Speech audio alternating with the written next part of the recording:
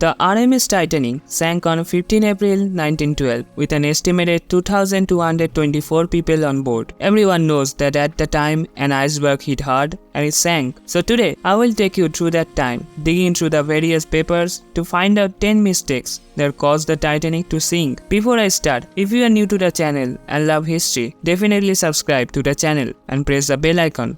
Thank you.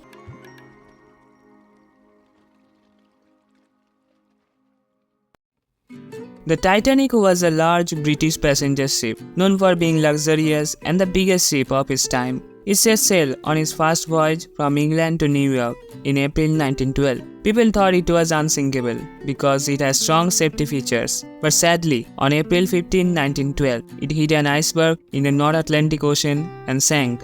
So, the first mistake they made is ignoring ice warnings. The Titanic was on its maiden voyage from Southampton to New York City in April 1912. It was considered a marvel of modern engineering. During the journey, several ships sent messages about icebergs in the waters ahead. These warnings were crucial because icebergs posed a serious threat to ships. The Titanic received at least 6 warnings about ice in the North Atlantic. Ships like the Carpathia and the Montreal sent these messages. Despite receiving these warnings, the Titanic's captain, Edward Smith, and the crew did not slow down or change course significantly. They believed the Titanic was unsinkable and felt confident navigating through the icy waters. Such a tragic incident.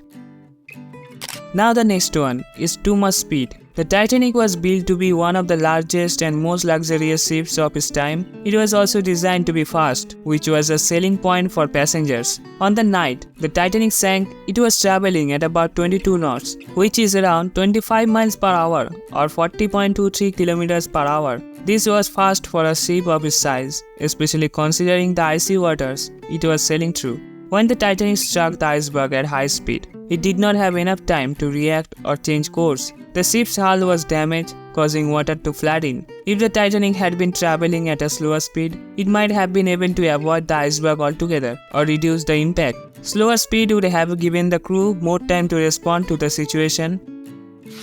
Okay, the next one is poor visibility. On the night of the sinking, the weather was very calm and clear. However, the sea was unusually cold and there was an ice warning in effect. The ship was sailing through an area known for icebergs, and many ships had reported seeing ice. Even though the skies were clear, the ocean surface was almost glassy, making it difficult to see icebergs until it was too late. The water looked smooth, and this created a false sense of safety. The crew did not expect to encounter icebergs, as the calm conditions made it hard to spot them early. The poor visibility contributed to this disaster by making it difficult to see the iceberg in time to take action.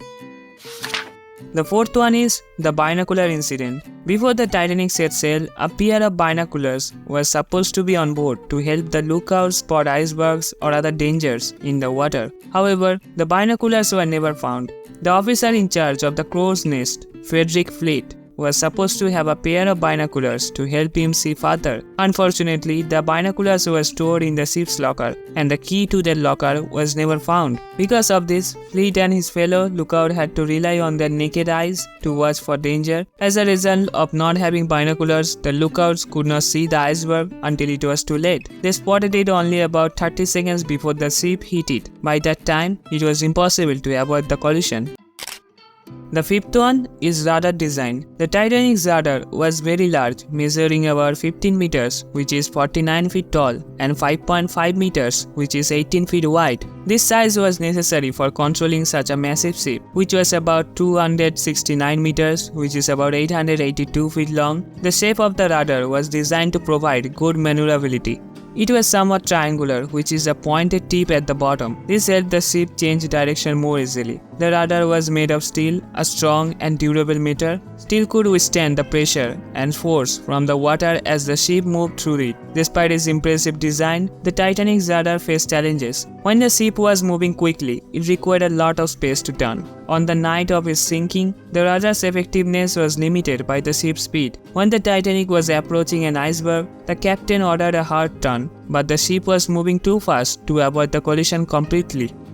The sixth one is watertight compartments fault. The Titanic had several compartments that were separated by watertight doors. These were meant to prevent water from flooding the entire ship if it was damaged. If the ship hit an iceberg, the idea was that water would fill only one compartment or a few compartments, allowing the ship to stay afloat longer. When Titanic struck an iceberg, the impact opened up a long gash in ship's side. This damaged multiple compartments at once, rather than just one. Although some compartments began to fill with water, the design allowed for water to flow from one compartment to another. As water filled the first few compartments, it spilled over into next ones, making the situation worse. The compartments did not reach all the way up to the top of the ship. This meant that as the ship tilted, water could spill over the tops of the compartments, leading to more flooding. After the sinking, experts criticized the Titanic's design for being inadequate. They realized that the watertight compartments did not work as intended in real emergencies.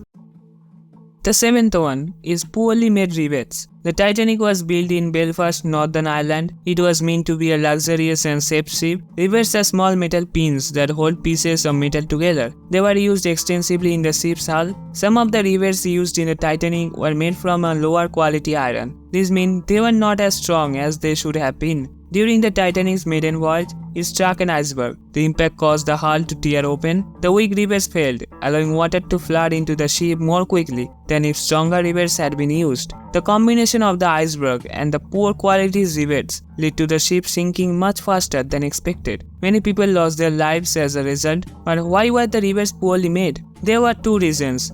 The company wanted to save money using cheaper materials, help reduce cost, and some rivets were made using poor techniques which affected their strength.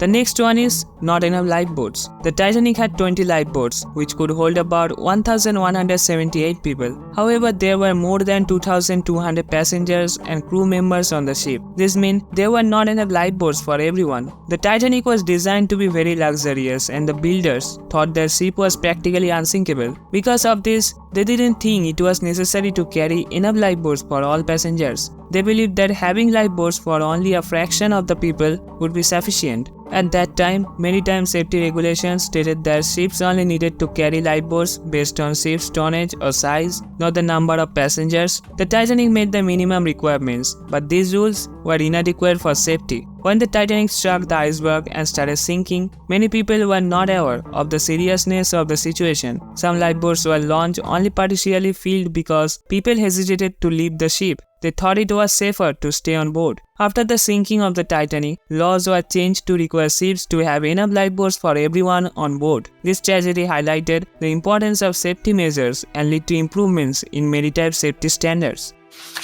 The next one is slow response to evacuate. Many people believed the Titanic was unsinkable because it was equipped with advanced safety features. This made them feel safe and reluctant to leave the ship when the iceberg was struck. After the iceberg hit, there was confusion about how serious the situation was. The crew and passengers did not immediately understand that the ship was in grave danger. It took time for the news to spread, and many passengers remained in their cabins. The evacuation process was poorly organized. The crew was not well trained for an emergency evacuation of this scale. They struggled to get passengers into the lifeboats quickly, leading to chaos on the deck. There was a noticeable difference in how passengers were treated based on their class. First-class passengers were given priority when it came to getting into lifeboats, while many third-class passengers faced barriers and were often unaware of emergency. Many passengers hesitated to leave the ship, thinking it was safer to stay on board. Some believed the ship would be saved, while others were afraid of the lifeboats, thinking they were unsafe. As the Titanic sank, time became crucial.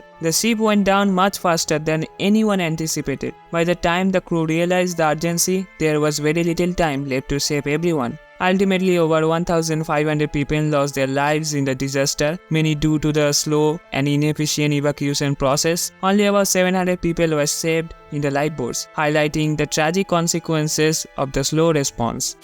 And the last one, nearby ship Misunderstanding. One of the nearby ships was the SS Californian. It had stopped for the night. due to ice fields and was close to the Titanic. The crew of the Californian saw the Titanic's distress signals but misunderstood the situation. The Californian's crew noticed the Titanic was sending out signals, including distress flares. However, they thought the lights were just a party or another ship's signals and did not realize it was an emergency. The Californian's captain, Stanley Lord, decided to not respond immediately. They had already stopped for the night and he believed it was a ship celebrating. Because of this misunderstanding, the Californian did not go to help the Titanic. If they had acted sooner, they might have saved many lives. Eventually, the RMS Carpathia, another nearby ship, responded to the Titanic's distress signals and arrived around 4 am. However, by then, the Titanic had already sunk and many lives had been lost. So for today, don't forget to tell us how you felt. Would you like to join the Titanic at that time? I really want to know. Let me know in the comments and tell me which ship story you want to hear about next. Thanks a lot for watching the full video. See you in the next video. Stay well.